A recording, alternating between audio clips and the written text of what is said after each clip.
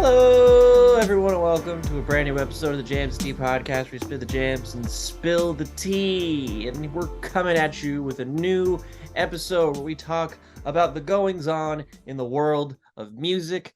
This week, we have just released 2 new reviews on the channel, so please go check those out. They are for the new album from the Go team. I don't really know how to classify them. They're a fun little pop group, but they're difficult to classify. And we're also going to be talking about the new album from Young Fathers.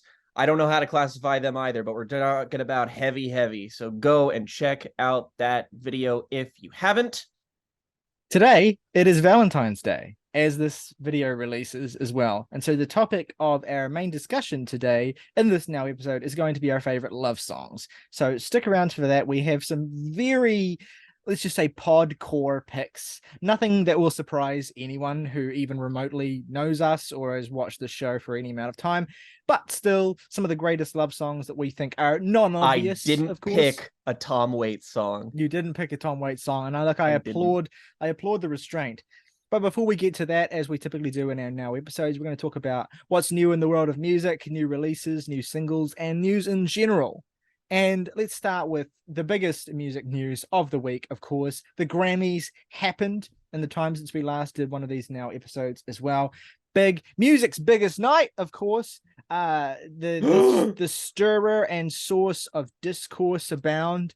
Overall, as far as the Grammys go, this was far from the worst Grammys. In fact, I'd say that on a Grammys, again, we're talking Grammy standard here. I thought this was a pretty good Grammys in terms of like overall wins and nominees, that sort of stuff. Lots, of course, to criticize and poke at and prod at, but and of course, say what you will about the biggest shock of the night, I suppose, which was Bonnie Raitt winning Song of the Year. Of course, the legendary country artist who probably no one who typically watches the Grammys or talks about them on social media is all that familiar with, but of course, a living legend of country music that I absolutely had to Google as soon as it happened.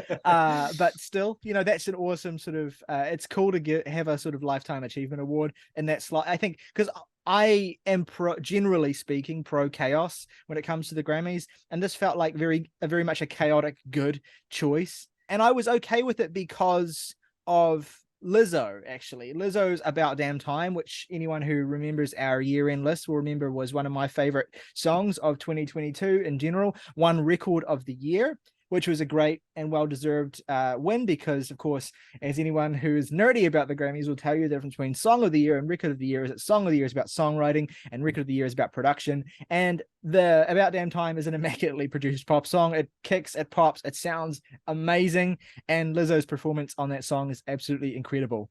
So, yeah, between those two huge wins, very little to complain about from me. It was not exactly an upset, but I think maybe somewhat of I guess it's not fair to say that it's not fair for anyone to be surprised that Harry Styles won Album of the Year for his Limp Harry's House album. It's not, no one can claim to be surprised because that album was huge. Harry Styles is huge. He's going through a huge moment. He's been a gift to headline writers in the media world for the entire cycle of this album. And, the other projects that he's done. And that means, like, Harry Styles is a discourse machine, for better or worse. And whether you love him or you hate him, I think as it was a pretty good pop song. It's pretty awesome that song was as big as it was, because essentially it is just an indie rock song, or it is just wearing the aesthetics of 2000s indie rock pretty bluntly. But yeah, I think a lot of people were pulling for Beyonce to take Album of the Year. And I was as well. I think it was the best album amongst the nominees by far, actually. Pretty handily, too. I mean, I think that a lot of people were also kind of expecting them to kind of kowtow to it just because it's generally accepted that she should have won the year. Lemonade was nominated, but didn't. And everyone was kind of like, So they sort of thought that they would be making up for lost time, but I guess not. Well, it's funny because, Beyonce's fans, being as vocal as they are, and look, all love to them, were completely up in arms about this loss.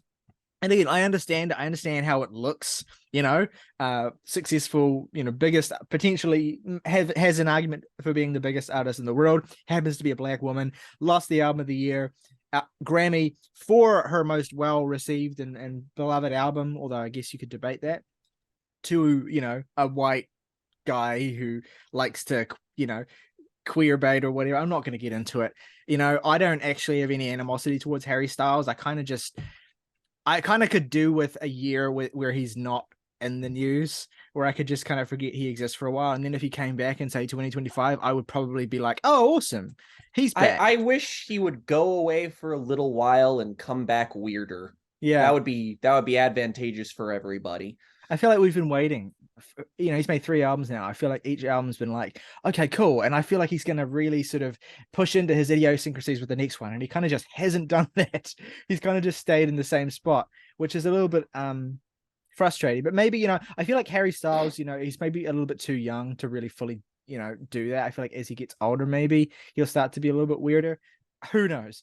Aside from that, though, yeah, it was funny because Beyonce fans were so up in arms, and I can get it for her not winning album of the year, even though this was the same Grammys where she essentially broke a record for the most Grammy wins for a single solo artist ever. I think it was she hit her 32nd Grammy, I believe, this year, which is kind of amazing.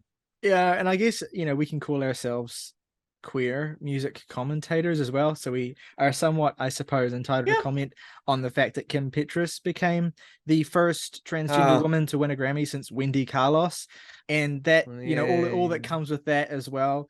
I actually think Unholy is like, it's not a very good song. I don't think it's the worst thing in the world like some people I'm friends with. It's not as bad as anything on Slut Pop. No, for sure. But I do think that everything about Kim Petras winning this, it just made my eyes roll. Like just everything about her performance at the Grammys as well was just it's so funny. Like the first Grammy in how like 50 years or however longer to go to a trans person goes to a woman who can't sing. She cannot carry a tune at all. No, it's embarrassing. No. Especially when watching her up there with Sam Smith, who is obviously like classically vocally trained and has pipes. You know what? To have her be there, kind of backing them up and just completely sounding like a cat with someone stood on its tail. Like, come on. Maybe the Grammy that we are most obligated to talk about, and because it most aligns with, I guess, us. It's the Grammy for Best Alternative Music Album. Let me just remind you all of the nominees in this category. So we had Arcade Fire's We. Yeah. We had Big Thief's Dragging You Were Mountain I Believe in You, my album of the year last year. Thumbs up. We had Björk's Fossora. Big thumbs up for Björk, getting yet another Grammy nomination. Spoiler alert, it's like the dozenth one that she has not won. We had Wet Leg's self-titled album, and we had Yeah's Cool It Down. Now, did Wet Leg win? Wet Leg won. Of course, Wet Leg won. Wet Leg has been huge, particularly in the demographic of like middle-aged, young boomer guys who like to pretend that they're really, really hip. And I don't know a single fucking person who likes him. Not one. Because we're not in those circles. We're not in the circles of people who are between the ages of 40 and 50, desperately going through the world's worst midlife crisis, would have voted for Obama 3 times if I could sort of guy, who wants to be hip with the kids and is listening to this album made by, a bunch of zillennial Brits. It's look, I'm happy. This is like Black Midi, right?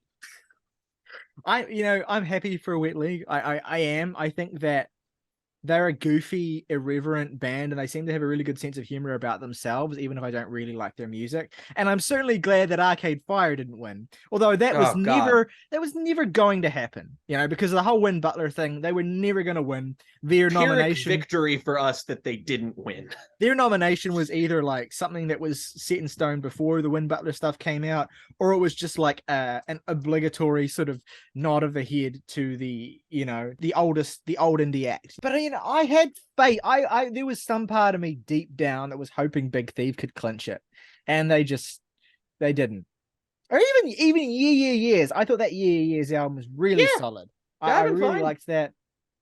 And it does feel a little bit like rubbing salt in the wound that this is, I think, the 12th or something like that nomination at the Grammys that Björk has gotten, and she's not won a single one. It's like, come on, what does she have to do at this point for you to just give her a bone?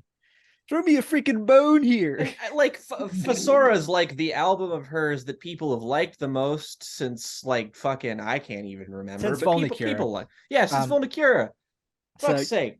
Yeah, I mean, could have given her like a one of those visual media Grammys or something for like a for like the overall music video or something. Wait, you didn't have to give her an album one. Give her the fucking best liner notes Grammy or something. Just give her something. How close to an EGOT would she be? I don't think she is remotely close to having a Tony Award. But come on, Björk, get kicking. I don't think she won an Oscar for Dancer in the Dark, did she? I think she was nominated. I think she was only nominated. She's since sworn off acting, although she was in The Northman for 5 minutes, I guess. So there's that. Maybe she'll come back. Who knows? Anyway, we're getting further afield still here. I think that's basically all the Grammy commentary we need. It was a solid, B- Grammys overall. I think it wasn't the worst thing in the world. Steve Lacy got to play Bad Habit, which is a song that has really grown on me. Like, I love that song now. I think it might be my favorite hit song. Can I confess something? What? I still haven't heard that song. I see it everywhere. I'm learning of its existence as we speak. I just know he was in the internet. That is all I know about. He was in the Lacy. internet, and then he was on that last. He had a feature playing guitar on that last Vampire Weekend album. I think he might have worked with Frank Ocean at one point. I don't know. And now he just has this. He puts out an album this year, a solo record, and the single from that album just inexplicably blows up on TikTok, becomes a #1 hit on the Billboard charts. And I'm not saying that it's a stunning 10 out of 10 song or anything like that. I'm just saying that it's probably my favorite hit that. Aside from the Lizzo song, I guess, of last year. Oh, you know why I haven't heard it is because on my car radio, it shows me the titles of songs as they come on and play. And whenever I see Bad Habits, I thought it was Ed Sheeran. So I turned the volume down. Fuck, that's why. Yeah. I was wondering why that was the case. It's funny because like Steve Lacy's Bad Habit is like way bigger than the Ed Sheeran's Bad Habit ever was. Despite him being like still basically an unknown. So that's awesome. That's just really cool. All right, moving on with music news this week. I want to get into the other kind of big story of the week, quote unquote. And we got to talk about this Pink Floyd beef. All right. There's layers to this. It's not even one news item. It is several news items. It's something that has, it's history for starters, right? Roger Waters and David Gilmour have been beefing as long as they've known each other, basically. And, they're also skeletons. Their intra-band beef and the way that fed into records like The Wall and then The Final Cut and, of course, the split of Roger Waters leaving Pink Floyd. All of that is part of rock history. It is a story that everyone who's, remotely interested in the story of rock and the story of Pink Floyd, they know about the Roger Waters, David Gilmour beef. And they also probably know as well that they're well matched in a certain sense. Like, you can make a case for Waters versus Gilmour as the star or the real artistic visionary, because Waters, of course, is the great writer.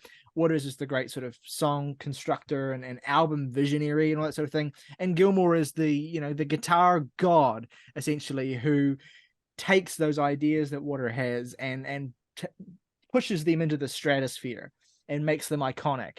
And so, if you know two people from Pink Floyd, Roger Waters and David Gilmour are the people. Like you ask Joe Schmo on the street, they're not going to know that Richard Wright was in that band. That's just such an unnecessary diss to Rick Wright and Nick Mason, but I mean, fair enough. You're right. Pink Floyd are one of my favorite bands, and I appreciate all of their contributions. But there is simply no person who is like if I go outside on the sidewalk and say, "Hey, name two members of Pink Floyd," they are not going to tell me anyone other than David Gilmour or. Well, for one, they're going to say Pink and Floyd.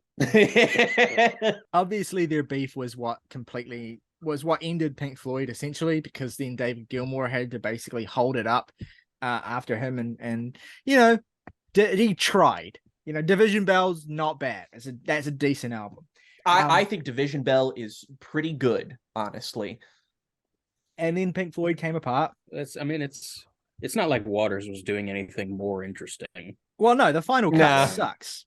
So there's that. Or it's like mid. I don't like that record that much. Yeah, it's fine. It's whatever. Well, the best song on it is not even on it because it's When the Tigers Broke Free. Tigers Broke Free, and that's put that on the album properly. You put fucking Not Now John on there instead. Anyway, we're not talking about that. We're not talking about how good late period Pink Floyd albums are. We're talking about how these old crusty men hate each other. There's an idea. Roger Waters, it's fair to say, has had a more successful solo career. He's put out records that people actually like. In a time very good, and he's managed to stay relevant for mostly fairly good reasons as well. David Gilmour, I think the first I heard of this beef being relitigated this week was David Gilmour in the news with his wife Polly Sampson calling Roger an anti-Semite and a misogynist, which if you dig into not the first time he's been called either, for the record. If you dig into it, is actually Roger Waters is pro-Palestine, basically, and this is where this commentary comes from, because David Gilmour is a little bit more of a Zionist, I suppose. Look, we are not getting into that. That's beside the point. Anyway, David Gilmour called him an anti-Semite and a misogynist and a Putin apologist. There was this random thing, Russia News, Roger Waters. Let me see if I can find this, where I think it was like Russia, there was this news item this week where the Russian government asked Roger Waters to address the UN about the Ukraine's demands for more weapons and tanks and jets and stuff. I can't believe that's a real thing that happened. He wrote The Wall, right? Down horrendous. Yeah, but of course, Roger Waters came out and condemned Russia's invasion of the Ukraine. Why are we talking about? Anyway, they forced our hand. All this is to say, the actual news item that's kind of come out of this that feels most relevant to us is Roger Waters' announcement that he is re-recording Dark Side of the Moon, which is, on no matter what perspective you take on any of this, is an objectively terrible idea. God awful. But I love the sheer cattiness that is behind it as well. Oh, I mean, he is music history's most dedicated hater at this point. He did this with The Wall. For those of you who don't know already, is that they've had legal battles in the past. I'm pretty sure they fought each other over who owns the rights to their website a couple of years ago. But even before that, Roger Waters, after splitting from Pink Floyd, was like, hey, The Wall is my fucking album. I'm going to re-record it, and any live shows about regards to The Wall and its music, only I can perform them. And he was successful in that endeavor. And I think partially just in the greater consciousness, it's kind of accepted that The Wall is sort of obviously it relies on the musical contributions of his bandmates very heavily. What is Comfortably Numb without David Gilmour?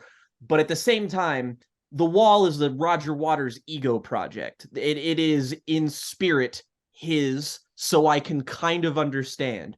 But him doing this for Dark Side of the Moon? Well, what? Nobody wants to hear you sing Time. His justification for this is the most vague thing I've ever heard, because not enough people recognize what it's about and what I was saying. You only wrote 3 songs on it. So yeah, he said that that's your fault. It's actually not even that he's planning to re-record it. He has re-recorded it, or he's at least done most of it.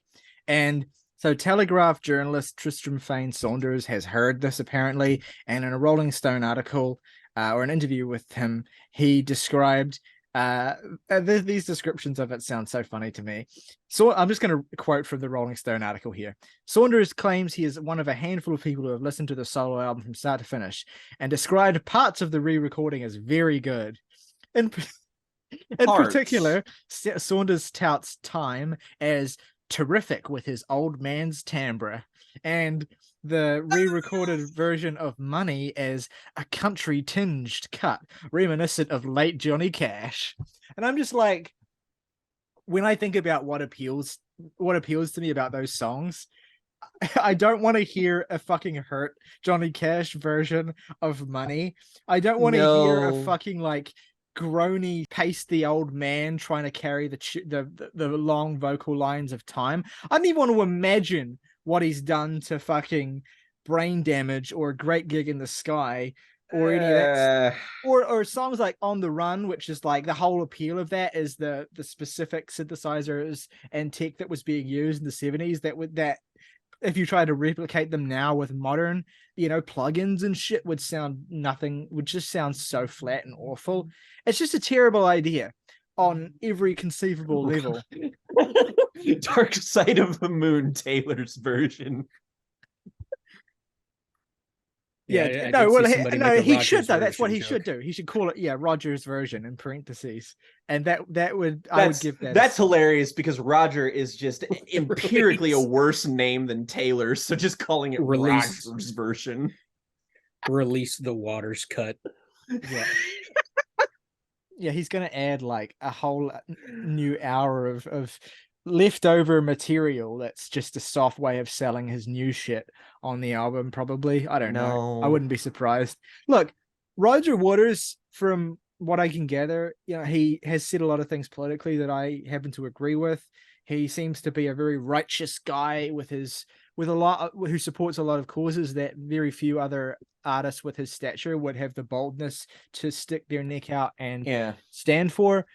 But that doesn't excuse or make me excited for this in any sense at all. Roger Waters is the original rock music egotist. He's the predecessor to the Kanyes of the world, in that he said a bunch of politically divisive shit. He's this egomaniac who inextricably, these elements that make him such a controversial figure also play a key role in making him a deeply compelling artist with a hugely loyal fan base that find him would swim to the ends of the earth for his music and what it's done for people. So it's funny just because by all accounts David Gilmour at least seems to be the more amicable presence, and at the same time, like, when it comes to music that they've made after Pink Floyd, God, you couldn't pay me to listen to David Gilmour's solo shit, dude. It's funny because to me, it's like I'm being very shallow now. I'm talking about it on a real sort of high school level, but it's really just like the ugly guy who's like got the artistic genius inside of him, but the hot guy who doesn't need any of that shit to be beloved, who can just kind of pick up a guitar and just be perfect. And it looks like, he was fucking molded. I mean, if you watched Live at Pompeii and you just get lost in every single shot of David Gilmour's eyes, you just... he's just like the most... And then Roger Waters is like, hey, looking 50 already. He's just a gremlin in the corner with the Fender Precision bass. And it's like, he can't... He doesn't have the musical skill of David Gilmour. His singing voice is like just not as beautiful either. It's just in every sense Roger Waters is just less appealing, but he happens to that he obviously is the artistic, let's just say it. He's it's like that saying he's got a face made for radio. That's the saying, and that's Roger Waters in a nutshell. Yeah. And a voice for silent films. Like he sings well on The Wall and on those albums where he sings. His singing voice is in tune. Yeah, and he's not a great singing voice, but it's really well suited to like anger and righteousness on albums like Animals and The Wall, and you can like a solid 65% of most of the most famous rock vocalists of all time are adequate singers. They're average at best. Pig's 3 different ones wouldn't work if David was singing it, because you just wouldn't buy it. Yes. You would be thinking, damn, this Thatcher must be a beautiful lady. Because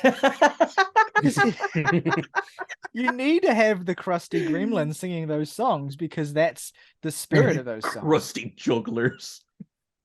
Anyway, well, look, we will wait with bated breath to see when/if this Dark Side reissue. So I will say I am morbidly curious. Oh, I will I- totally look. We have to do a record club on Dark Side of the Moon when this rolls around, regardless. So we should at least have a segment where we talk about it if it's worth talking about. Truly, No, we have to do. We have someone on this godforsaken website has to talk about Pink Floyd's Dark Side of the Moon. It's gone undersung for so long. All right, moving on with the news. We also have to talk about as well, one of the biggest sources of discourse on Twitter this week in the music world was that, you know, the legendary Steve Albini, you know, producer to the Stars, frontman of Big Black and Shellac and another band whose name I can't say, had decided he had some opinions on Steely Dan that he needed to express. And look, it was a flame war. I was stunned at how taken with this Twitter was. It really sustained Twitter for an entire day. I couldn't believe it. I mean, And I want to address this is something. the first time anyone has listened to Steve Albini about anything in the past 30 years. I want to just address something because I've seen a lot of people being like, well, how can you be surprised that Steve Albini doesn't like Steely Dan? He's from the punk world and Steely Dan are from the yacht riding and completely from... No one is surprised about this. No one, not a single person was surprised. The reason this was a thing was his whole attitude, which was like, oh, well, of course. I don't like Steely Dan or whatever he said. It was like, oh no, his phrase I'm was, always going to be the kind of punk who shits on Steely Dan. Gonna be the kind of punk who shits on Steely Dan because that's just the way. And look, this didn't piss me off like it pissed some people off. I think he went on Stephen Hayden. I don't think it legitimately pissed Steve Hayden off. I just think that he was really enjoying the shitstorm. And it was like, you know, it's the kind of thing where, you know, you're throwing shots, so you're obviously welcoming shot. You know that when you throw shots are going to come back, and it was really funny to see. And I'm not pretending I'm exempt Steely from Dan's this. got shooters. I'm not, and they do. Everybody they catches fucking smoke. do. If you've been on Steely Dan Twitter, they're insane. But like, I'm not pretending I'm exempt from this. But you had some real, like, some yacht rockers who really went hard in the paint here and really just decided to take this personal. And it was so funny to watch this just complete explosion of like Steely Dan discourse of, are they really as good as people say? Or, you know, because I see this in my Steely Dan video, the discourse on, you know, our Steely Dan has swung and like back and forth, and over the years, people were bringing up the 2000 Grammys where they won Album of the Year over Kid A again, and it was just going crazy. And there's no definitive opinion on Steely Dan at this point. There are very vocal defenders. No. And they, I think, are way out of pocket if they want to pretend in 2023 that Steely Dan are still underrated, because they're not. They maybe were 10 years ago, but they're not anymore. You guys, if you made Asia, then you're not underrated. No, but I'm just saying, like, they don't get anywhere near the amount of hate that would justify how hard and viscerally violent their stands go for them now. Just so funny to say the word stands, because these are guys in their 60s and 70s. Steely stands. You know, these are regular Rick Beato viewers.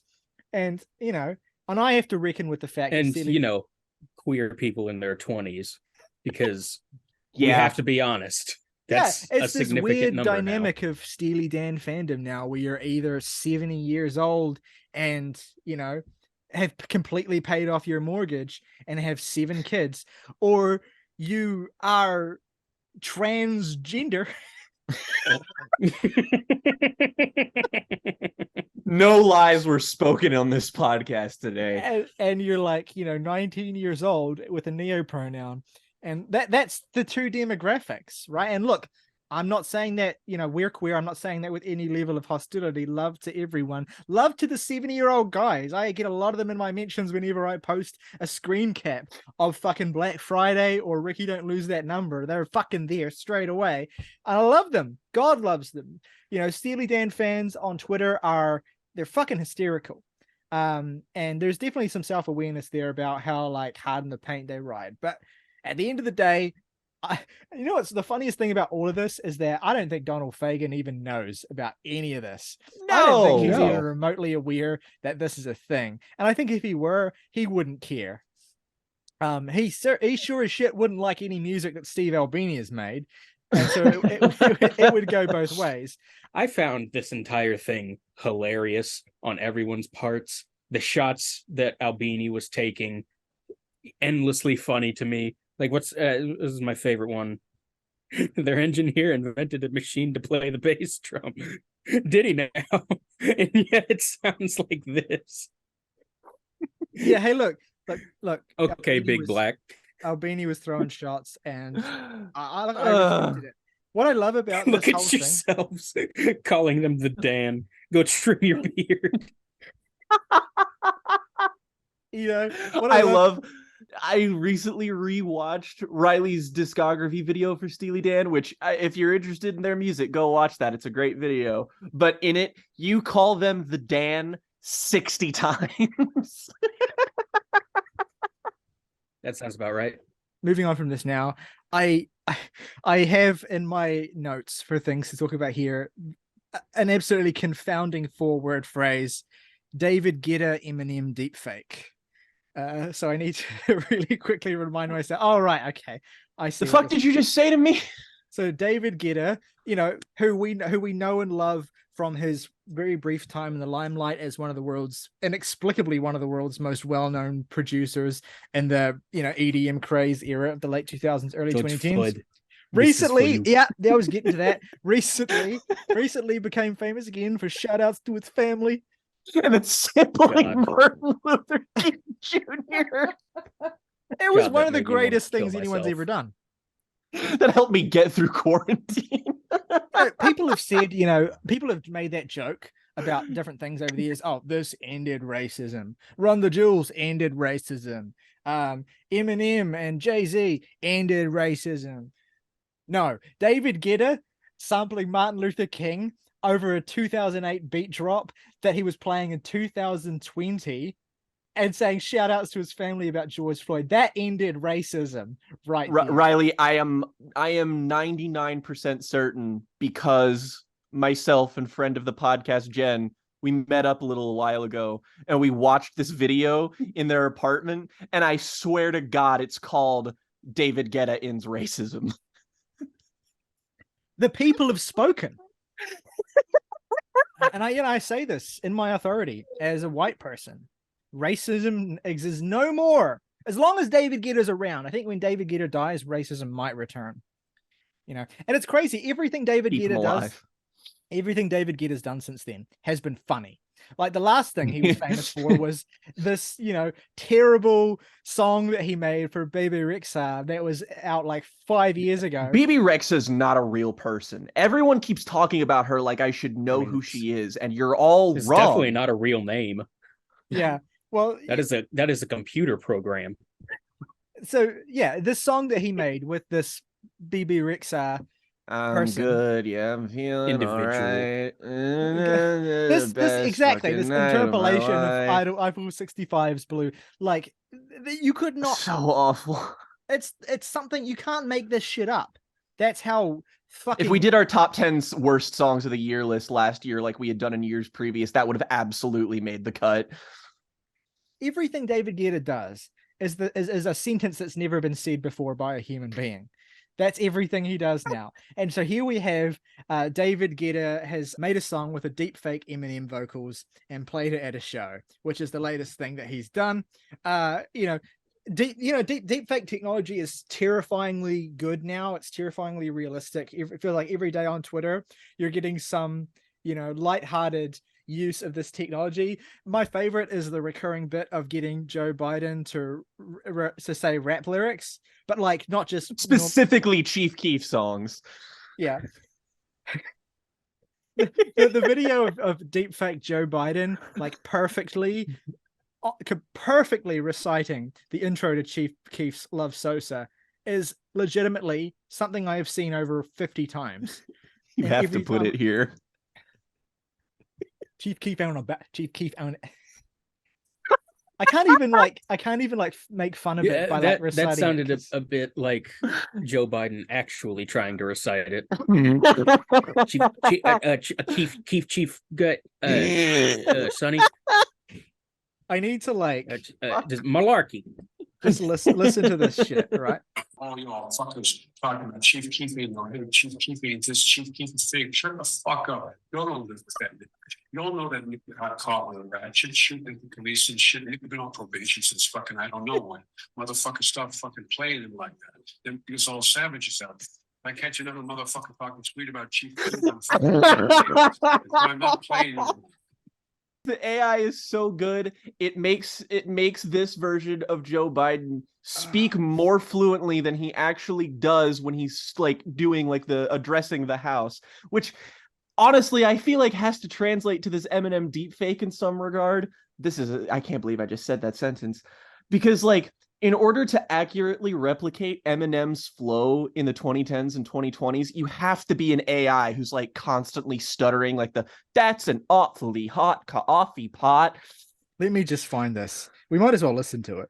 This is the future rave sound. I'm getting lost in an underground.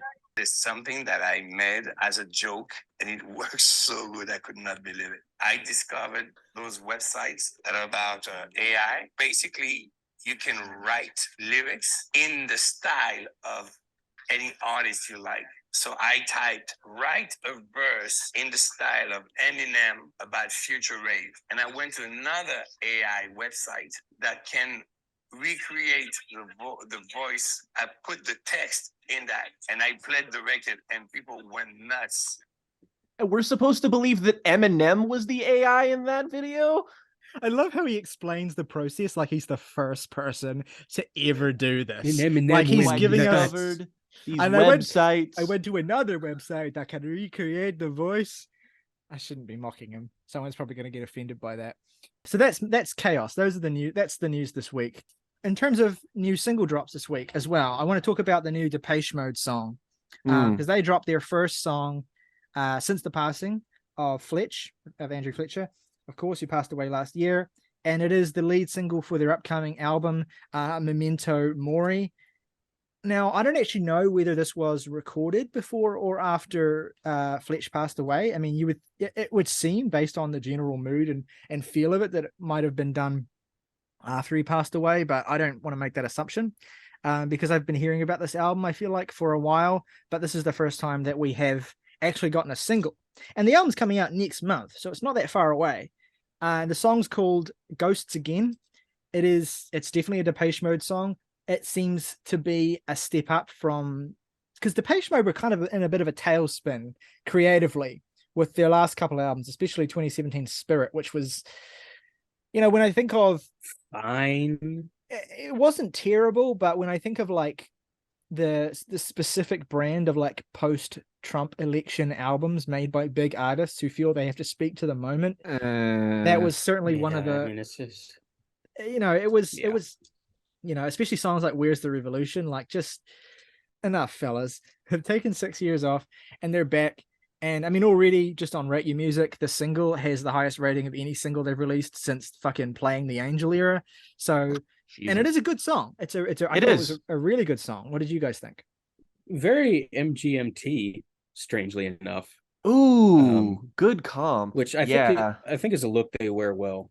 It's got this kind of, it still stays true to their synth-based sort of roots, obviously, but it has this kind of, it is obviously a sad song.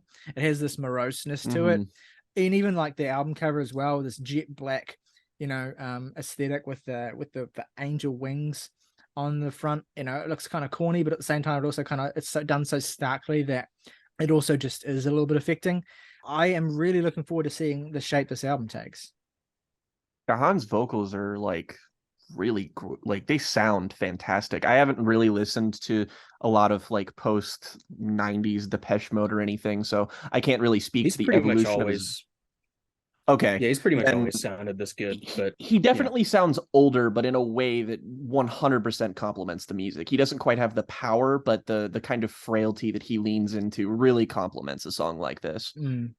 Well, I'm definitely going to keep revisiting those late period albums in the lead up to this new one, but I was surprised by how much I liked this single.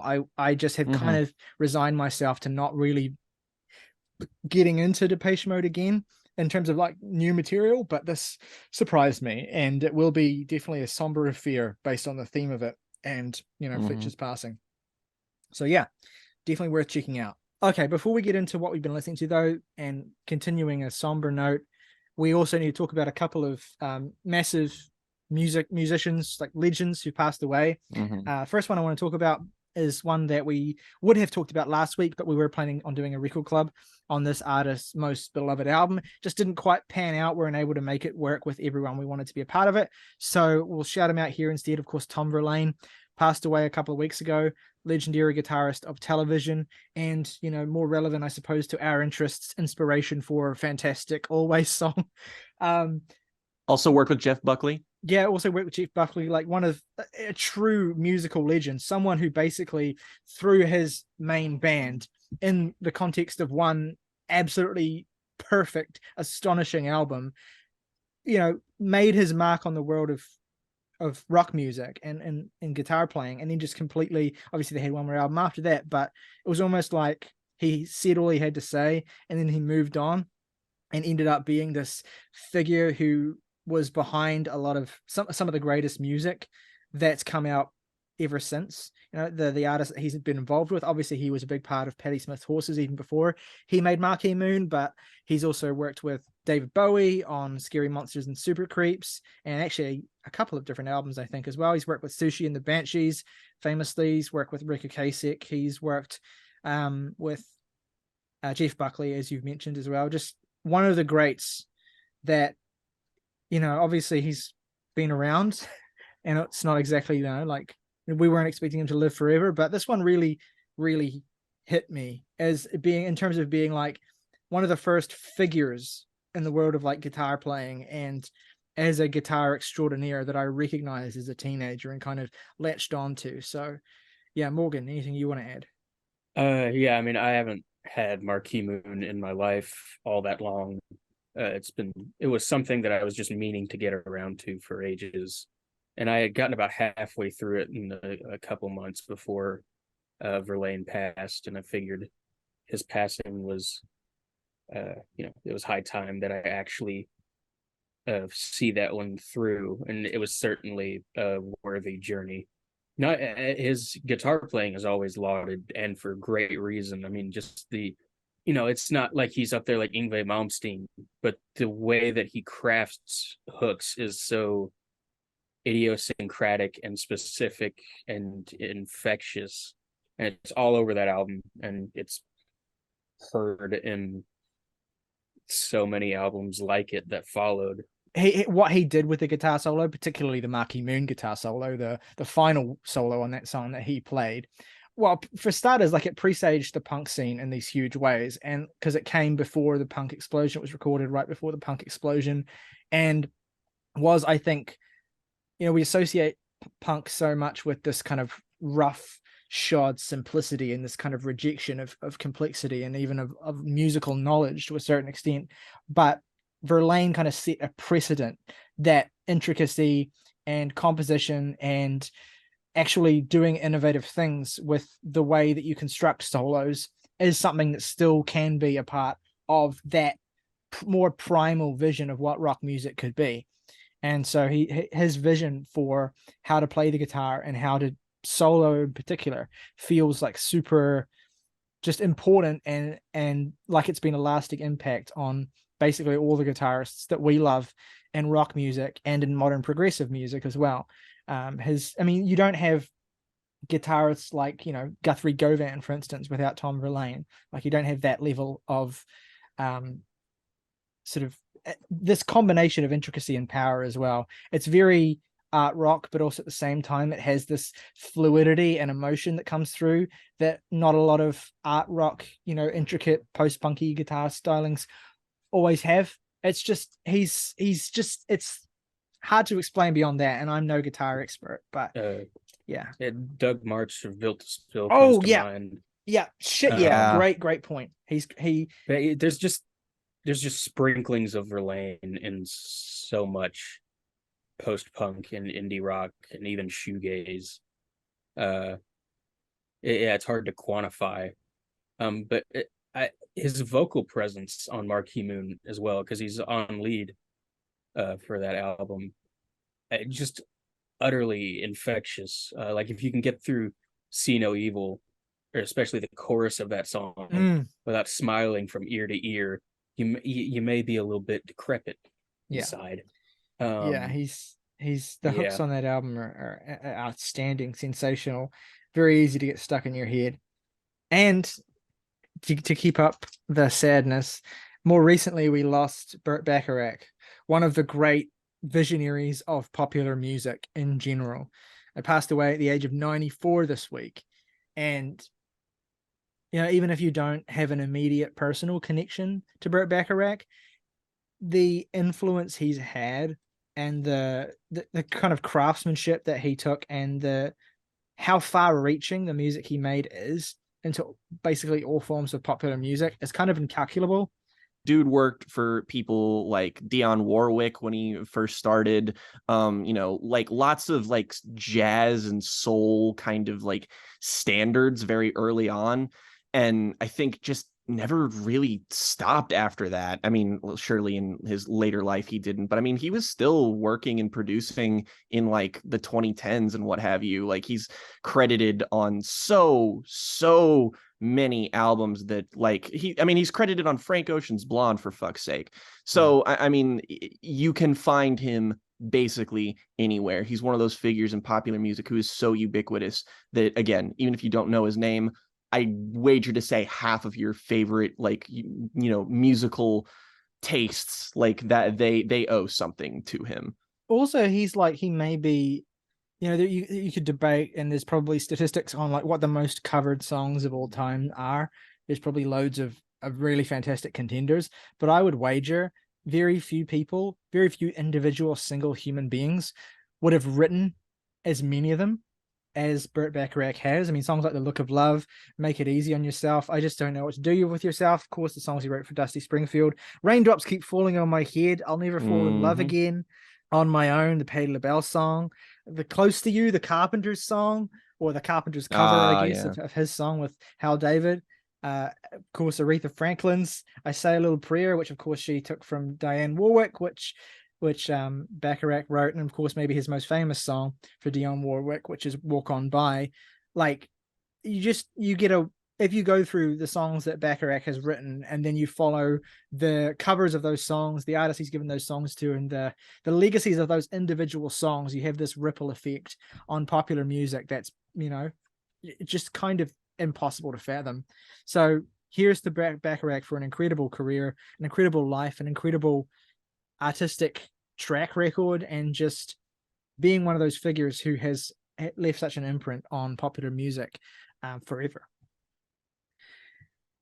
Riley mentioned last week that there's going to be an anniversary release of the Elton John album Honky Chateau, which is one of my favorite Elton John albums, certainly up there. And I've mentioned him on the podcast before. Last year I talked about listening to the anniversary edition of Yellow Brick Road, which I think is commonly considered his best. That's got like 5 of the single most popular pop singles, not even that Elton John ever made, but just, you know, anyone has ever made. And then all of the album deep cuts are spectacular, and that's sort of his big double album cocaine fueled masterpiece. But a lot of I think that my appreciation of Elton and his work goes back to the fact that those first like 7 albums he's got, shit just does not get better than that. And I've been meaning to sort of get back around to them, to just sort of explore his discography a little bit more, and to sort of brush myself up because I want to do like a proper ranking of his records. So I listened to stuff like Madman Across the Water. That's the album that has Tiny Dancer on it, which is a great album, but probably the most uneven record that he released in that string. Honky Chateau is still amazing. I'm really fond of the underrated self-titled and 1973's Don't Shoot Me, I'm Only the Piano Player. Those are 2 really just sort of fundamentally elemental records that are just super great. And I also listened to, for the first time, 1970's Tumbleweed Connection, which is a kind of it's certainly more piano rock than anything, but it has a very distinct country tinge to it, and all of the songs sort of feel kind of thematically connected. It's a terrific album also. I really enjoyed that a lot more than I thought I was going to, considering nobody talks about this record.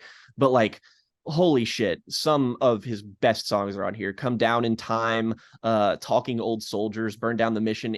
These are songs that make you completely aware of the fact that most of your favorite modern singer-songwriters owe so much to Elton John. I think the thing that just absolutely blew me away was specifically this album sounds so much like Father John Misty. Like, holy shit, that dude owes everything to Elton John's first phase of his career. Like the witty, acerbic, and satirical writing, the sort of conceptual shit, like all of that stuff is here. If you want an in with him, that's a pretty good record. But I gotta say, I still think that Goodbye Yellow Brick Road is probably my favorite.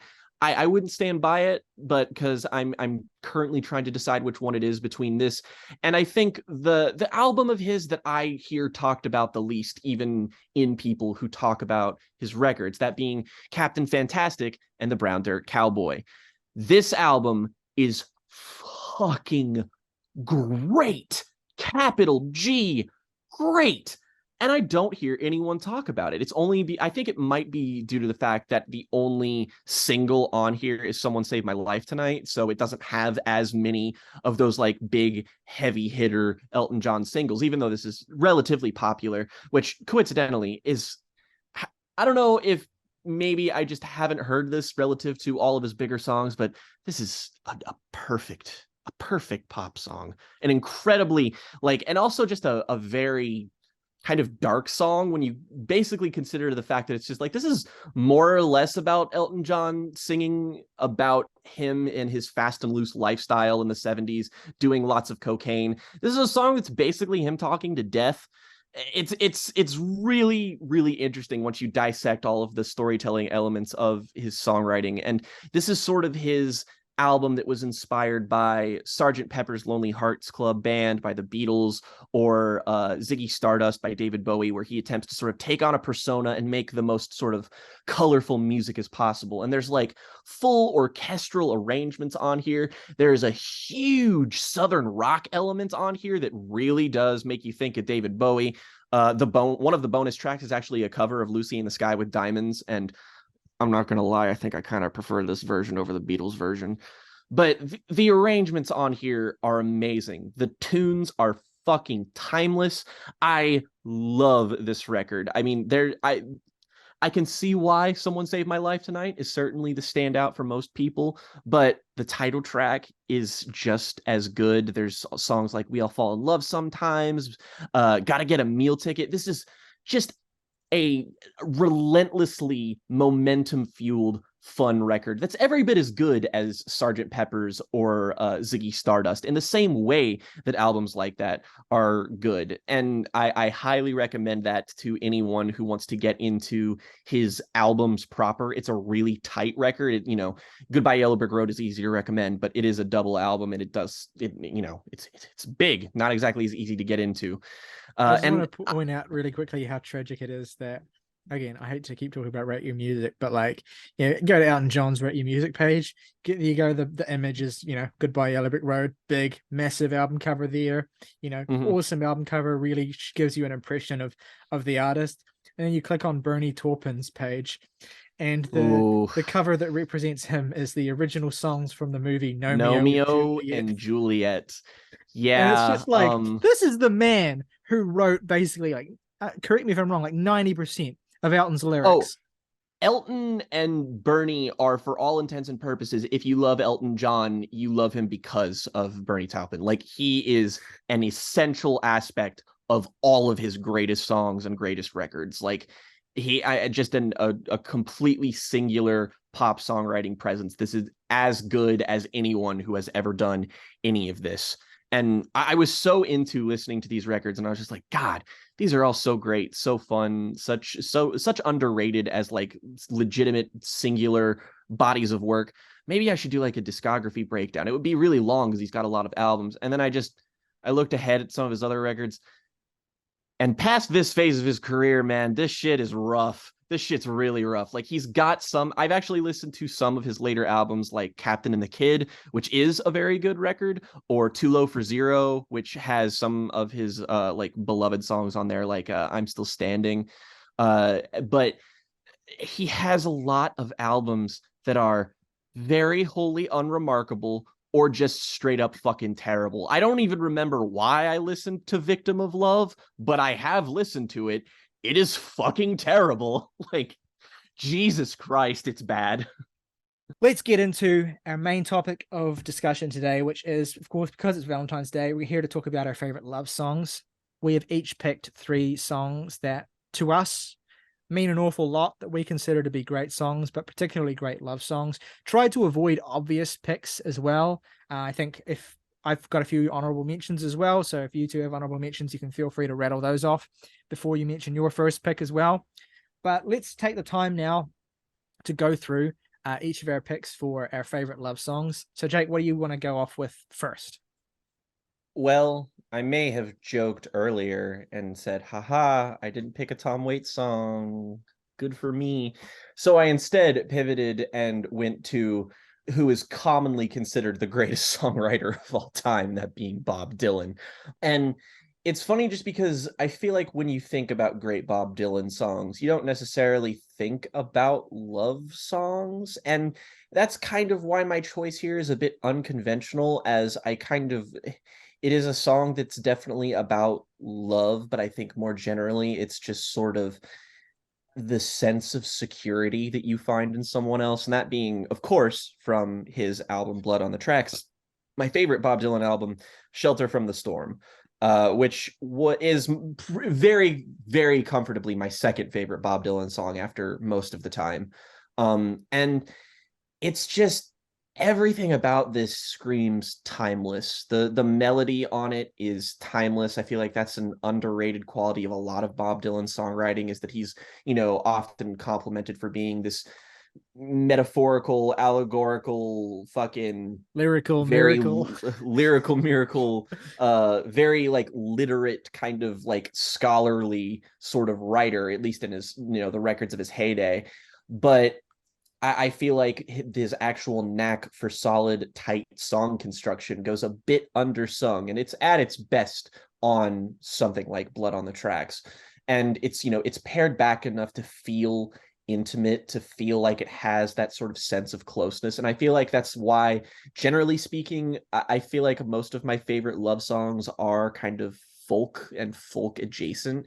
That's just a genre of music that not only revolves around this topic a lot, but just lends itself to the nature of intimacy very well.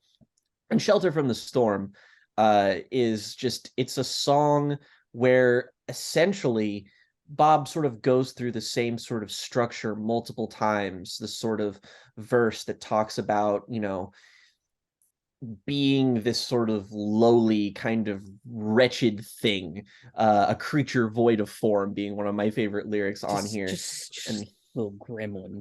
just a little gremlin man, little tiny sunglasses and hat, Bob Dylan gremlin man.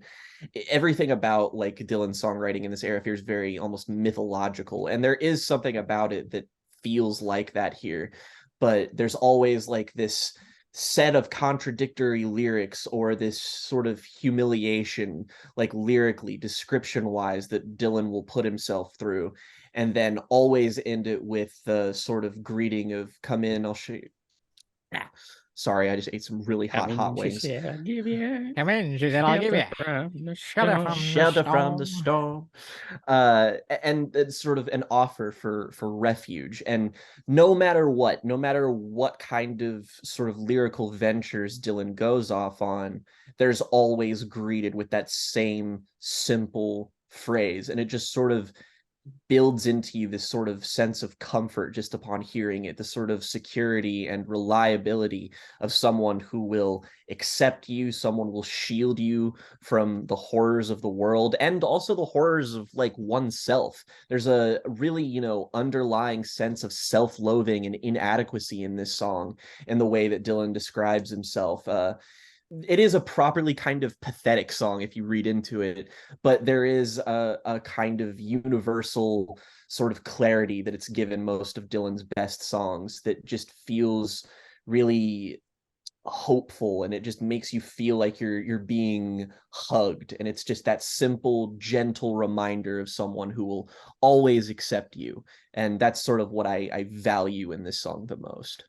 It's like also when you listen to Blood on the Tracks, you go through it on that album, right? It is a tough listen emotionally. And Shout from the Storm is the penultimate track, I think. Yes. So it comes in the final stretch, and it feels like a weight off when you get to it. It really feels like you have been out in the storm and you are getting that refuge. I have a really funny story to tell about my relationship with a song. I'll keep it quick. Is that one of my favorite movies as a kid? I've probably told you this before, but you're probably gonna roll your eyes at me. But one of my favorite movies as a kid, just because I saw it when I was very young, and I don't know, I just attached myself to it for a long time for some reason, is the Cameron Crowe film Jerry Maguire. I don't know. I loved that movie as a kid. I watched it over and over again. My dad had it on VHS, and I loved just quoting Cuba Gooding Jr. all the King time. of the Needle Drop. And if you've seen that movie, you may remember that in the very final scene, as the credits are coming up, a particular song by Bob Dylan called "Shelter from the Storm" starts playing. And I saw that movie dozens of times as a kid, and so that was my first favorite Bob Dylan song as well. It was one of the first Bob Dylan songs I probably ever heard consciously. And it stayed a huge part of just what I think about when I think about him, and the emotional connection I've kind of forged with his music. That song is right up there at the forefront. Anyway, Morgan, what is your first pick for favorite love songs? Well, you said in the preamble to this that we were trying to avoid more obvious picks. This one is so obvious that it's, the artist has been mentioned immediately preceding this. It's Bob Dylan's "Make You Feel My Love." However, it is specifically the Adele version, the superior version.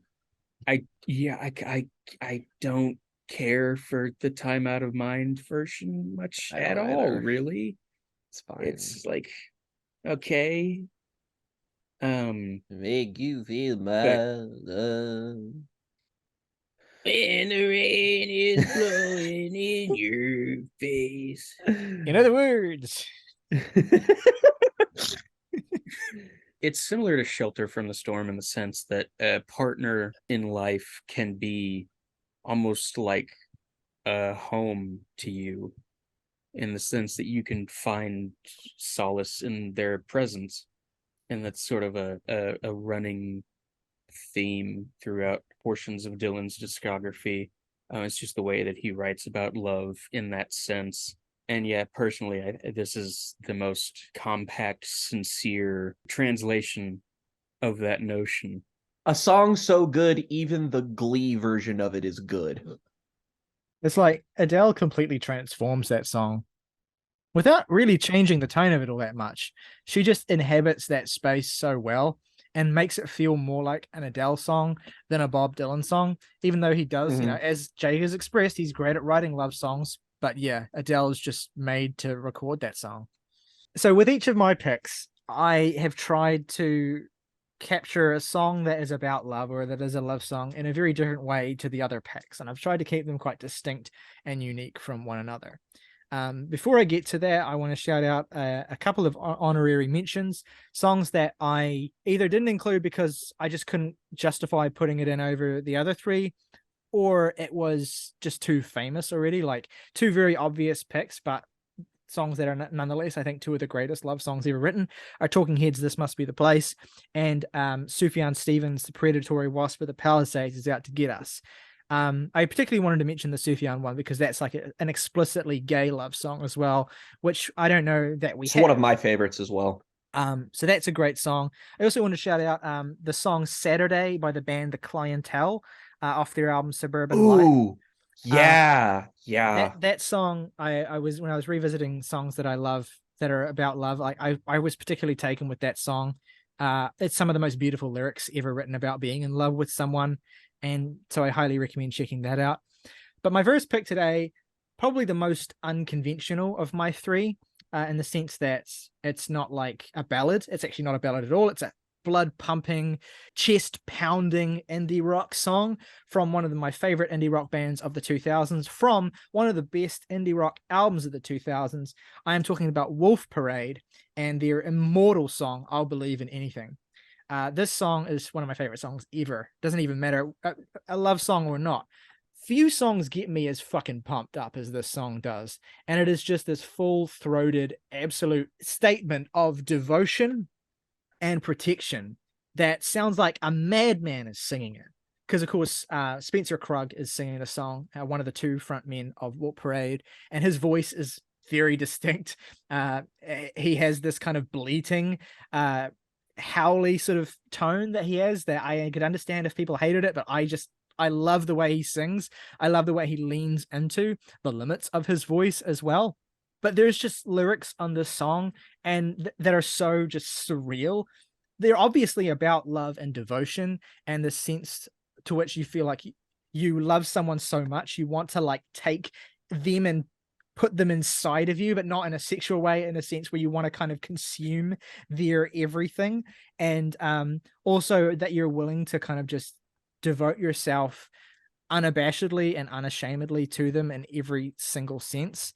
Like the chorus refrain of "Give me your eyes, I need the sunshine" is one of my favorite chorus lyrics of all time. Your eyes, I need Sunshine. It's so good. Also, just that continuous refrain of "I'll take you where nobody knows you and nobody gives a damn." This whole idea of escape as well. I'm particularly someone who romanticizes in love songs the idea of escape. So the idea of love and being in love with someone as a means of escaping everything else, the entire world and everything that comprises it. And I'll Believe in Anything is just we don't have time to unpack that. We don't.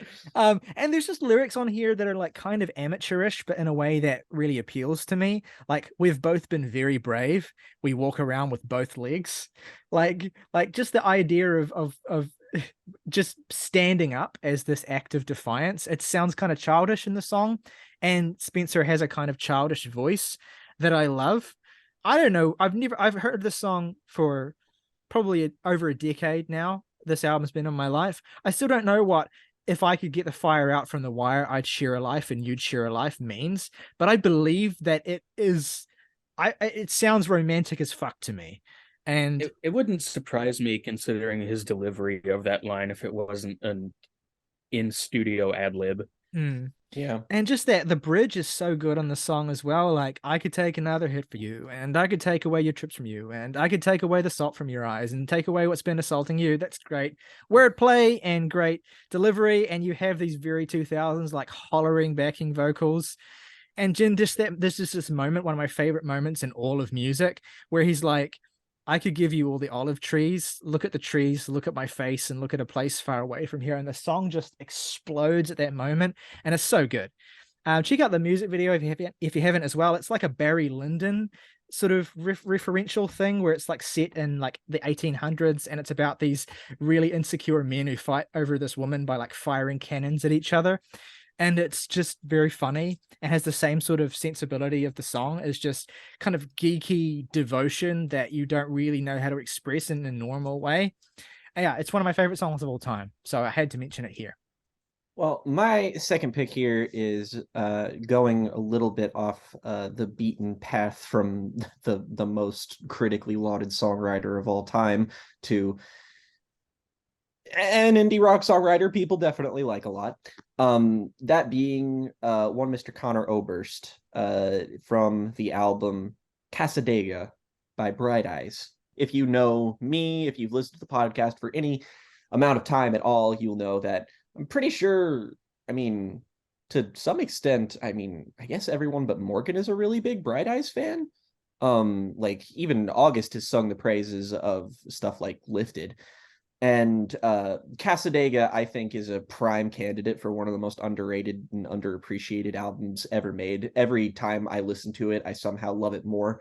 And one of the moments on it that has been really arresting to me is the song "Make a Plan to Love Me." And I'll admit it's somewhat difficult to verbalize why this song means a lot to me, and a lot of it has to do with the context of the record. Casadega is an album that is just, it's this album that's about accepting the inevitability and futility of the largeness of life.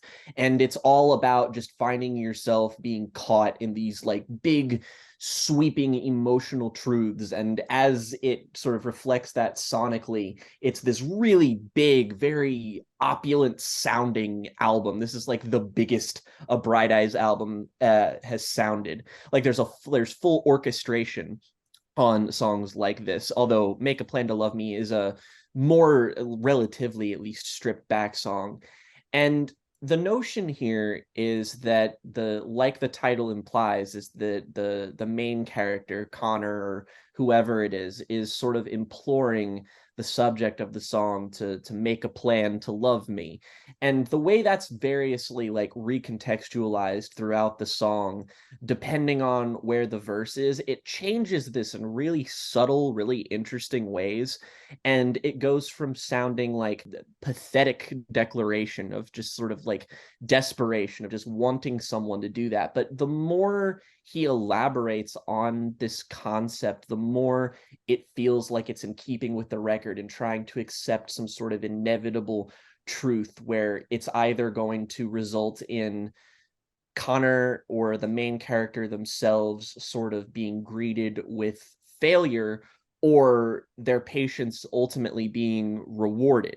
And there are lines on here like, some things you lose, you don't get back, so just know what you have.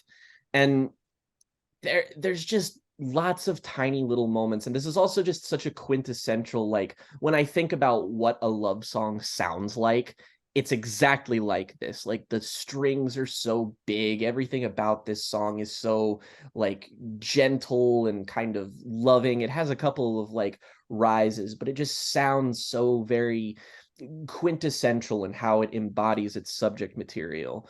But there are sentiments on here like, life's too short to be a fool, I don't owe you that, do what you feel, whatever is cool, but I just have to ask.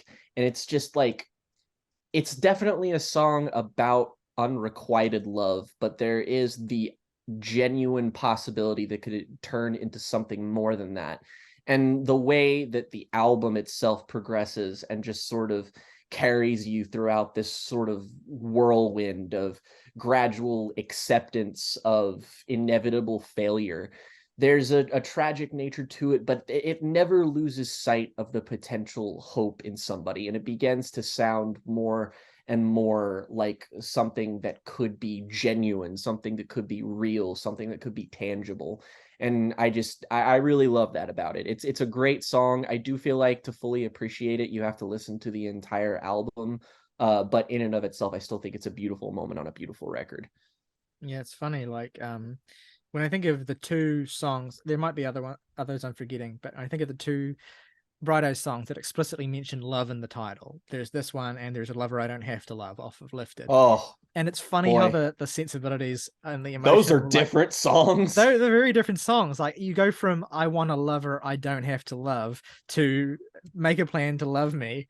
Like, this, it really shows how much Connor changed, I guess, in his perspective, or at least in how he wanted to write songs between Lifted and Casadega. You know, those first few Bright Eyes records up to and including Lifted are tortured, but there's this grandiosity to them, especially on Lifted, that elevates it beyond just this, you know, sad little guy with a guitar into this like massively orchestrated masterpiece that Lifted is. And then he kind of like grows up at that point and drops a lot of the real ugliness and the real sort of self-loathing, and leans into this much more conventional singer-songwriter style. And it's funny that your first two picks are Dylan and Oberst, because Oberst was compared a lot to Dylan around the time of I'm Wide Awake It's Morning as well. He was like this, he was seen as this kind of like millennial Dylan who is kind of writing in this really grandiose Casadega is definitely is blonde on blonde. Like the writing style is even very similar. Yeah, that's a good comp. I like that. Yeah, beautiful song. Morgan, your second pick. Before we get to that, I completely forgot to do my honorable mentions. I'll shout out The Wonder Years, You in January. I'll also shout out Elliott Smith's Say Yes, which is not exactly a straightforward love song, but a sort of an ode to those relationships that you shouldn't be in, but you're in because it's for one reason or another. Somebody's they're still around the morning after. Yeah, I had to make a real conscious effort to cull depressing love songs. Yeah. Because there's a Yeah, fuck ton of those. Yeah, and my next pick is Anne Berlin's Inevitable off of Cities, which is like just the corniest ass song, It's and great. it succeeds in spades because of it. And the last one I'll shout out that I just God, it was close. Simon and Garfunkel's Kathy's song, just for the stanza. And so you see, I have come to doubt all that I once held as true. I stand alone without beliefs. The only truth I know is you. It very nearly made the cut off of that stanza alone. And then the rest of the song around it is like they get it. Yeah, my second pick, another easy shout, especially in light of recent passing of Christine McVie. My second pick is Fleetwood Mac's Songbird, which actually, within the framework of their respective albums, kind of is like Make You Feel My Love, in the sense that they're surrounded by songs about the crumbling of a relationship, and they stand as sort of wholehearted devotions to the person that they're about, completely unburdened by cynicism or insincerity, just surviving off of the back of their incredible, barren, tender performances. It's one of the best songs that Fleetwood Mac ever wrote. It's certainly the song that Christine is remembered for most, I think. Yeah. This is gonna sound like it's out of a movie and entirely didn't happen, but I swear to you it did. When the news of Christine McVie's death dropped. Jesus Christ. When the news of Christine McVie's death broke at the end of last year, I was at work, and I work in an office that is, there's a few of us who are in our 20s, but a lot of the office are older people. And so immediately people were talking about this, people were broken up. It sucked. And there was a group of us who kind of just gathered around and, in the middle of our work day, actually it was early in the day, and we just listened to Songbird together. And it was just this like incredibly pure moment. I was gonna say that's sweet. It felt really sweet. And I don't think any of us really knew what to do with ourselves at that moment. It just happened. We just ended up listening to Songbird around someone's desk, and God, it's a perfect song. It's devastating. It's absolutely one of the greatest love songs ever written. It feels like the final statement on the matter, to be honest. Yeah.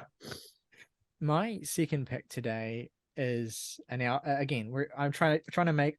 It's funny, like I tried to make all my picks distinct in aesthetic and sound and take, but they're all just indie rock songs. Like they're all just like the kind of shit that I would listen to and they all came out in the 2000s, and they're all from a very kind of not that dissimilar of a world, but they do sound distinct to me.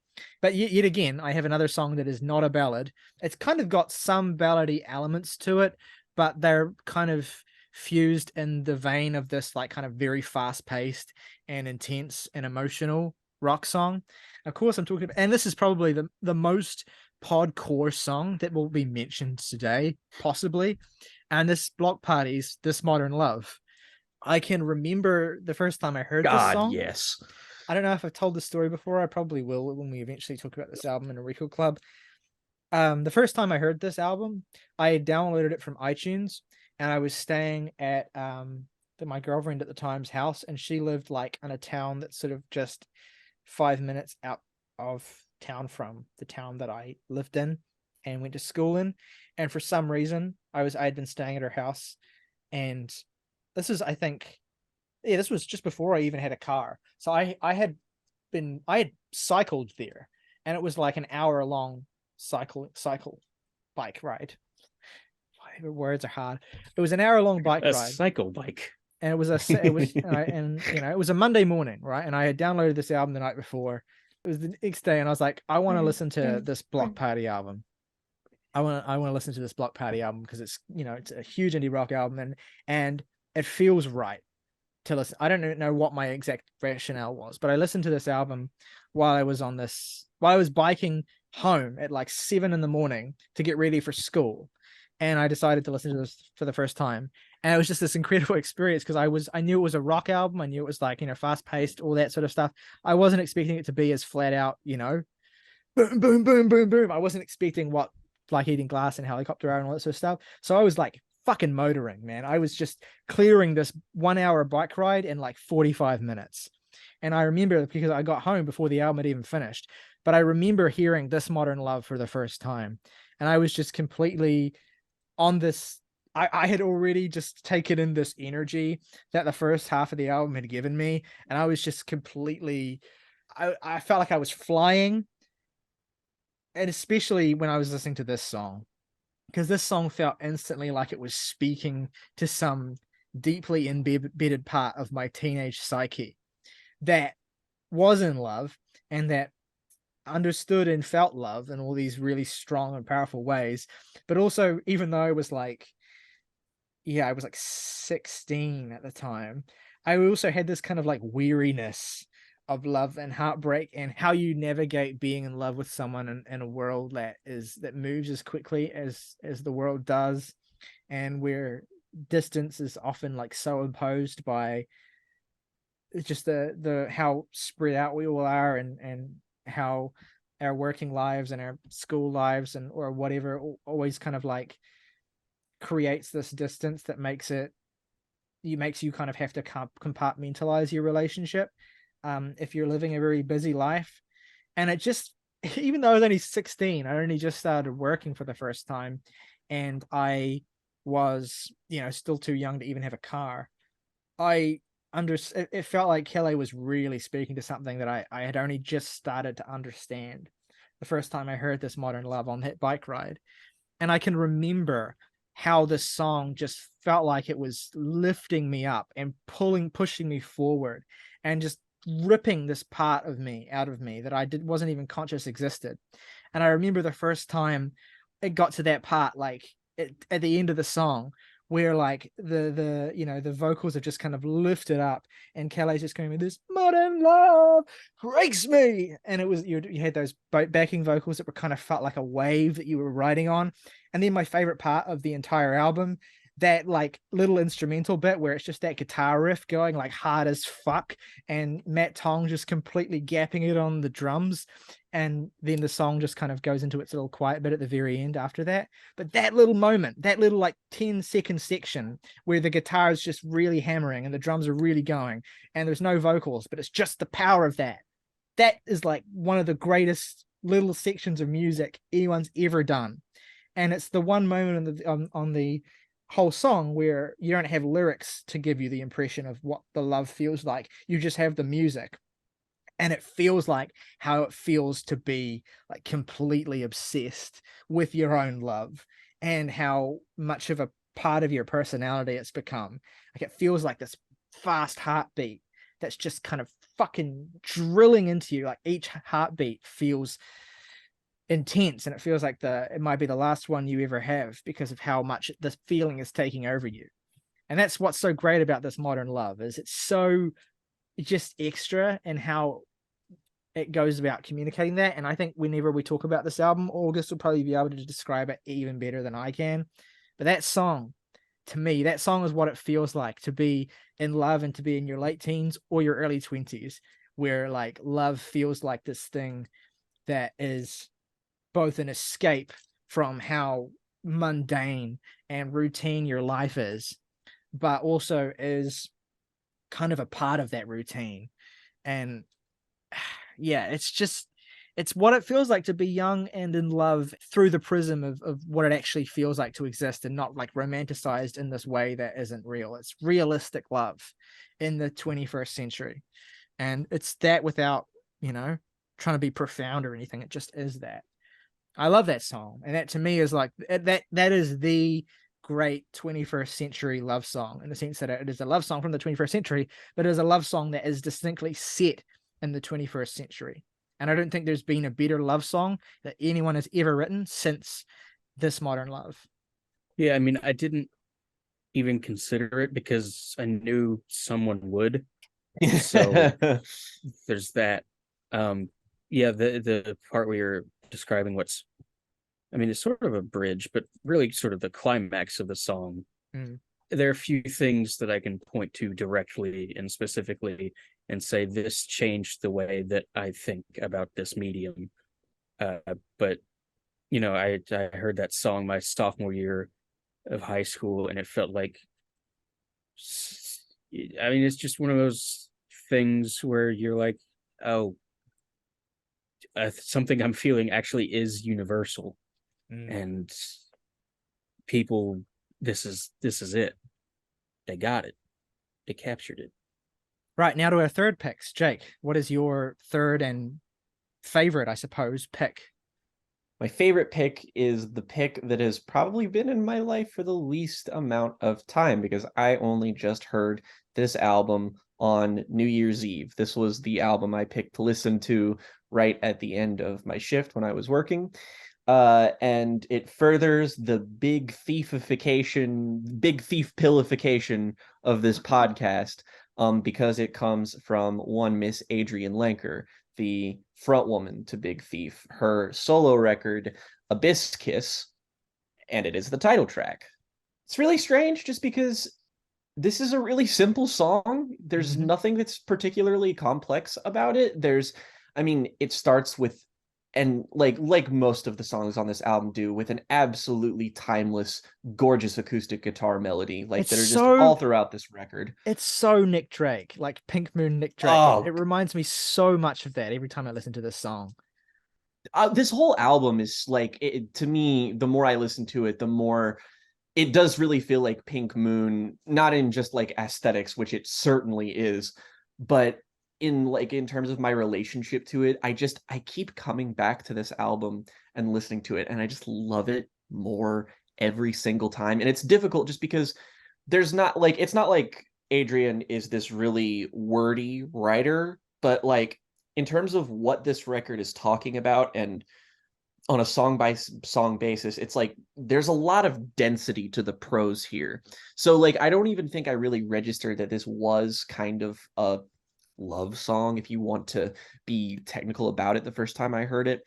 It's a lot of it has to do with, it's kind of the same thing as Shelter from the Storm, because it's that, but it's channeled in this more ephemeral way. The first verse here, and again, this is a pretty short song, especially lyrically, but the first verse here just conveys this sense of comfort in your partner. The try and get some rest, I'll do the rest. Think to what the roses find with the arms of passion. This is how we fashion war's worried mind. In the hour I loved you, like a dream it was true, in the base of my pine. There's all these references to nature, and a lot of Adrienne's music and Big Thief's music is about that to some degree. And it's about sort of finding singularity and finding personage amidst that. And the chorus is really it's very quick. It's just wilderness, vast abyss, will we ever kiss? A bit of an unrequited notion in there of just will we ever, but there's the notion of being within a vast abyss, and it's only you and this other person, and it's just the two of you. And that's a lot of what this album does, is that when I listen to this, it feels like I'm listening to an album that's about the only two people that have ever existed on Earth. The rest of the world just doesn't even feel real because of the atmosphere on this record. And there is, like I said, a comfort, but also a reassurance despite adversity, despite the tempestuousness of life. The outro has this lyric: the love is on her shoulder, love is on the boulder, in the eyes, love never leaves, love never leaves. It's as the song progresses to this very ending part here, she's equating love, this intimate, personal, connective thing that she has with somebody else, to be this vast sort of nature-like force that she was equating earlier on as being the thing that surrounded them. But now, as the course of the song has sort of run its way, now it is everything that's around them. And that sort of, again, that universality is just so gorgeous. And a lot of what makes this song special is, again, in Adrian's performance, in what this song actually sounds like in a way that I can't possibly convey. If you learn anything from this, you just need to fucking listen to this album. My God, it's so good.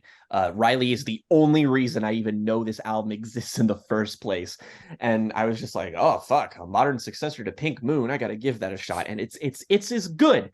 I agree, it's a masterpiece. But this is the song on here, I feel like, that has given me the most amount of comfort. There's a lot of songs on here that have to deal with really, like, this is probably the simplest song on the whole album. There's a lot more complicated sentiments. Like on the opener, there's this song where she uses the dual meaning of the word terminal to mean, like, you know, in transit, but also terminal meaning, like, you know, towards death, where she manages to explore this vast expanse and her relationship to someone else in it.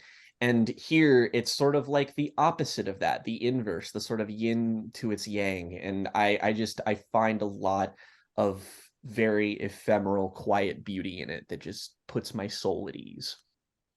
Yeah, I mean, it's a song about love as a natural force, but also like personifying the actual environment and the nature and trees and leaves and actual things in the world around you as embodiments of your love.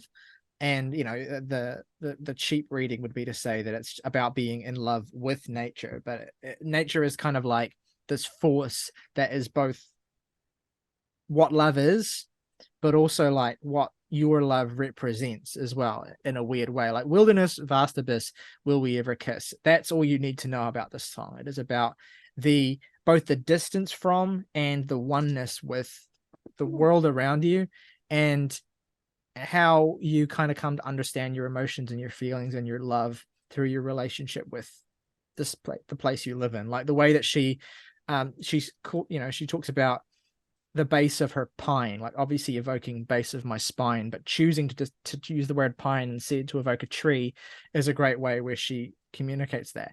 I think Adrian gets a little bit of flack sometimes for how kind of hippy dippy some of her lyrics can be, in terms of like talking about nature and personifying nature and wanting to like, and being in love with, you know, something that isn't tangible or whatever, or her love feeling like that. But I get what she's communicating. I feel like I understand it. I understand how love is for her, this thing that is so all-consuming and such a huge part of who she is and her experience, but also this thing that is as foreign to her as, you know, the interior life of a tree or a plant or whatever. And it makes a great pairing with Simulation Swarm on Dragon New War Mountain, I Believe in You. Yeah. Well, Adrian is, which is a song that makes me cry.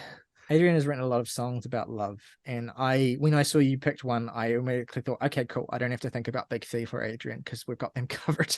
But yeah, I could have very easily picked any number of songs that she's written. Mary from Capacity stands out as a really good one as well. But yeah, this is a beautiful song, and I'm so pleased that it strikes you in the same way that it strikes me as well.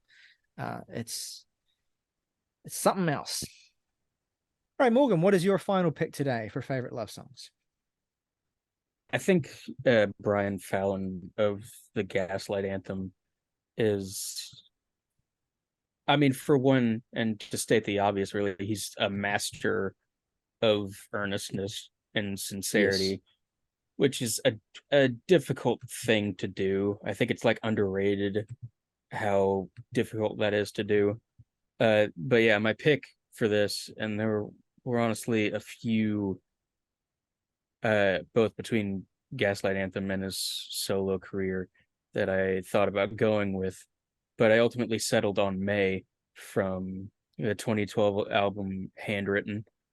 I'll just start with the sound of the song, which Those fucking guitar tones, man.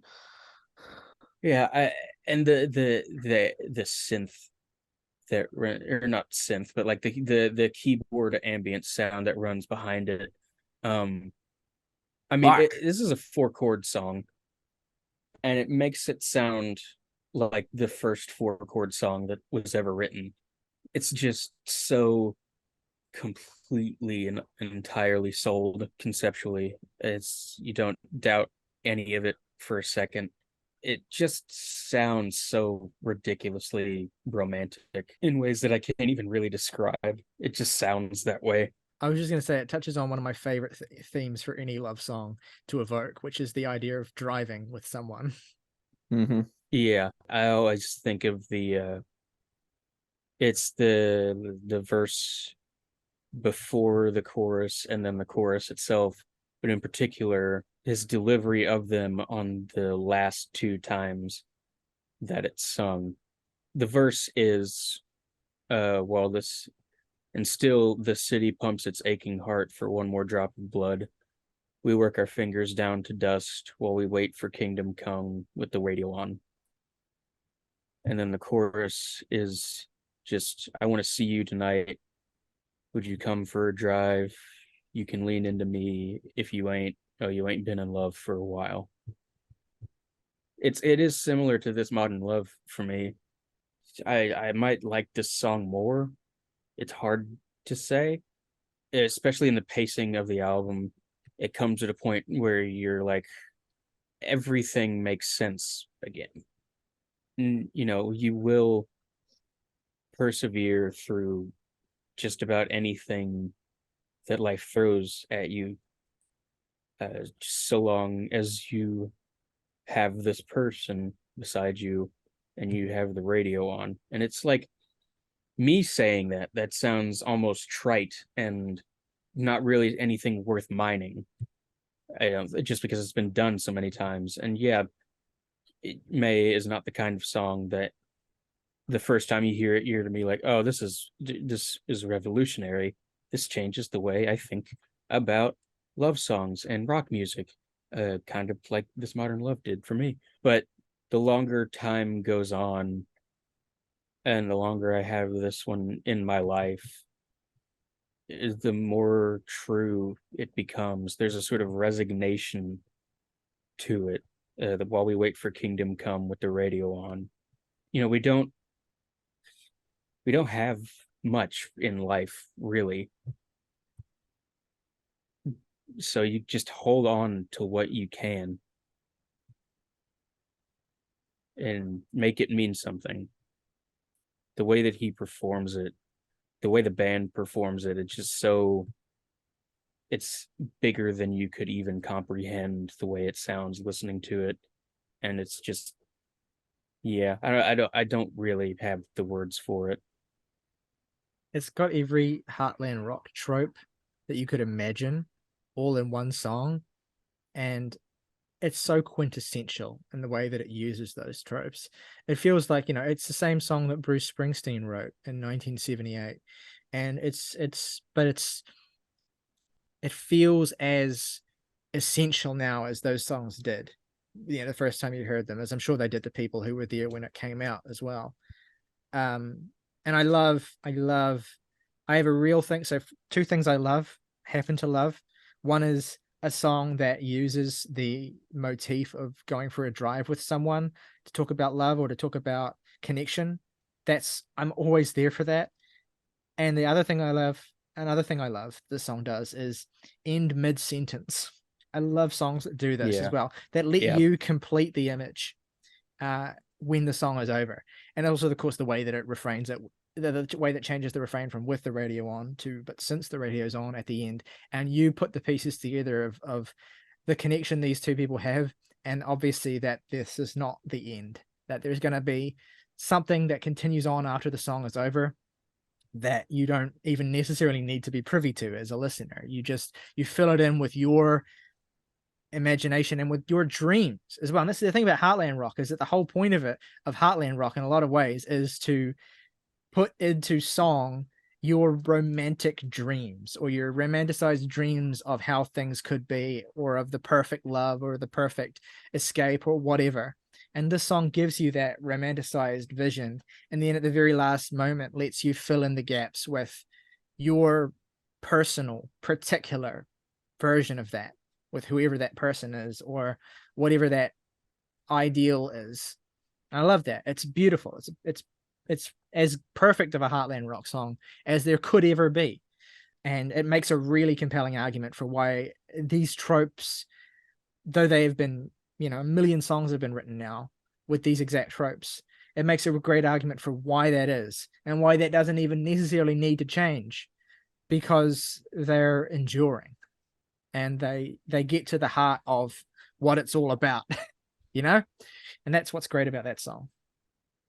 My final pick, my absolute favorite love song, and it's not as, it doesn't feel, I suppose, as timeless or like a classic love song as my other two picks, or at least as This Modern Love, which I said is like the definitive 21st century love song. But this last pick is a little bit more personal to me. It's a song that it's just my favorite love song. It is a song that feels so intimate, and like it perfectly captures the innocence and the embrace of innocence that love can give you and being in love can give you, but also like just the sense of intimacy, and like when you're in love with someone, how your love for them and their love for you can feel like the only love in the world that's actually real and that counts and that matters. But it's also, if you read the lyrics straightforwardly, it's also kind of a song about being on your way to falling in love with someone, or maybe you are already in love with that person, but you haven't said those words to each other yet, and you're in that kind of nascent stage of realizing it together, which is just this, which is actually a stage of falling in love that very few love songs are about. That awkward stage where you both are in love with each other, but you don't have the courage to tell each other yet. The song is Our Way to Fall by Yo La Tengo from their album And Then Nothing Turned Itself Inside Out. Obviously, it's my favorite song on that album. It's one of my favorite Yo La Tengo songs. It's such a quintessential Yo La Tengo song in that it sounds incredibly lonely. There's this like organ that's kind of that this album's full of these organ tones as well. There's just like this gently kind of reverberating organ that just hangs in the background and sounds like the loneliest thing you've ever heard. But there's this counterpoint between the organ and these like really kind of gentle, like synthy keyboard sounds that kind of are pushed forward by the really soft and beautiful drumming of Georgia Hubley. Like I think she's using brushes on her cymbals. It just sounds really like it, yeah. It sounds just really kind of like soft and warm and homely. And it almost sounds like, because of course, if you know Yo La Tengo, you know that frontman and guitarist Ira Kaplan and drummer Georgia Hubley are husband and wife and have been a couple as long as Yo La Tengo have existed, which is coming up on 40 years now. So whenever they write a love song, it just has this additional layer of like, yeah, this song is about these two people in this band, and that love is ironclad as any love has ever been. And it's not the first love song that Ira is ostensibly written about Georgia. It wouldn't be the last love song either, but it is maybe the most eternal to me. Like that, like I was talking about, that particular focus of this on that nascent stage of love.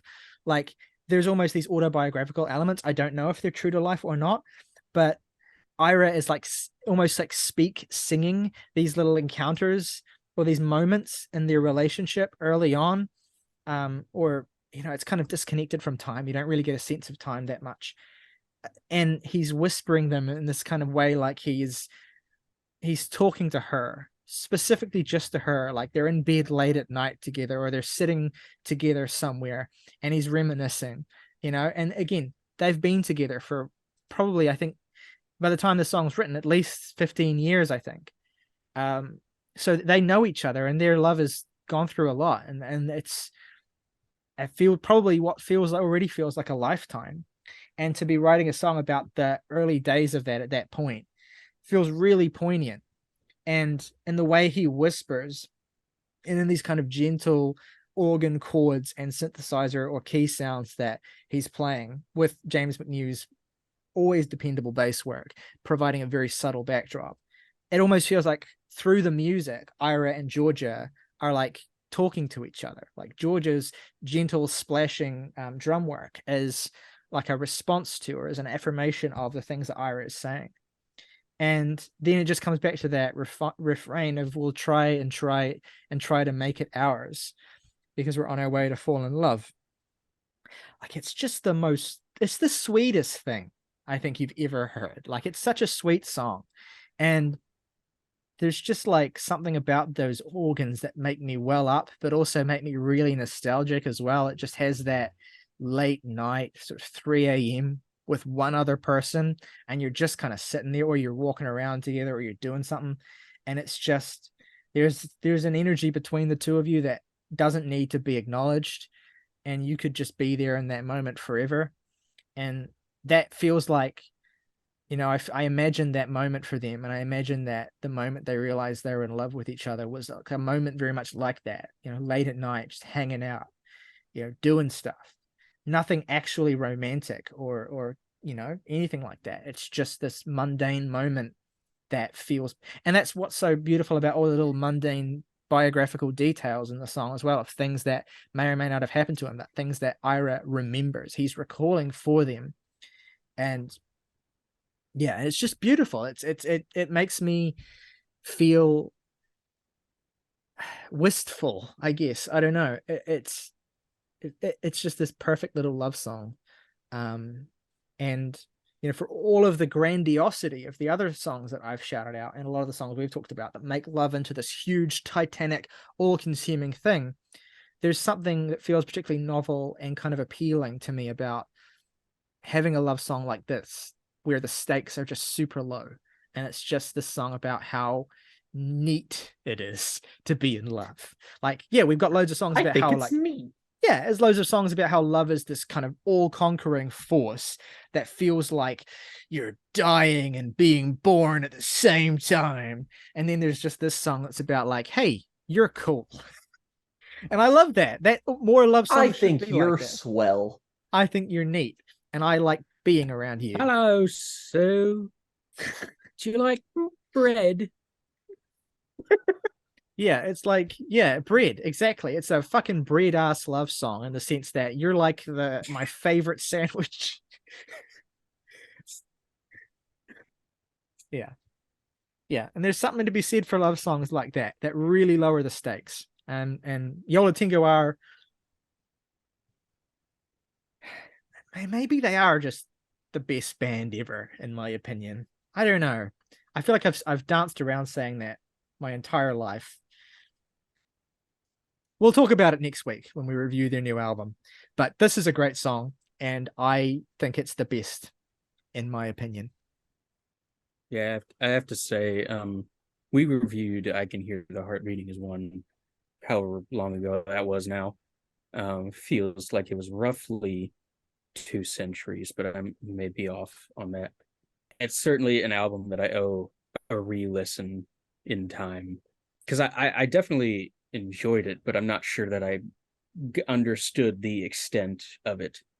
And I think the best way I can put how I understand this song is that I think it's the first song I've heard from them that really makes me feel like I get Yo La Tengo now. I get the fervor for them. Because I mean, I just listen to the song. And it's just like, oh, that is an instant classic. Yeah, it was actually very close for me because they have a lot of love songs that I love, and my second favorite one is Stockholm Syndrome off of I Can Hear the Heart, which isn't even sung by Ira or Georgia. That's a James song, but I love that too. Autumn Sweater as well, which is right after it on I Can Hear the Heart, is like classic. But to me, Our Way to Fall is the one because, like I said, it's just because the stakes are so low. It's not a song that overwhelms you in any way. It's a song that just feels comforting. And there should be more like that. Oh, and if August were here, I know he'd be shouting out another classic, hood classic love song from Yo La Tengo, which is nowhere near off of Painful. Like that song, yeah. That song is just, it makes you feel like what it must have felt like to be in love in the 50s. And it's maybe my favorite song that Georgia's ever sung lead on. Hard to say though. Anyway, Yola Tengo, great at writing love songs because maybe they understand love better than anyone else. Well, those are our picks for our favorite love songs this Valentine's Day. Let us know what you thought in the comments below as well. Let us know what your favorite love songs are in general too. Want to hear your picks. I'll make sure to put a playlist together of all the songs we talked about today that you should be able to access in the description below if you want to check them out, if you want to give them a listen. Let us know what you think if you haven't already heard them.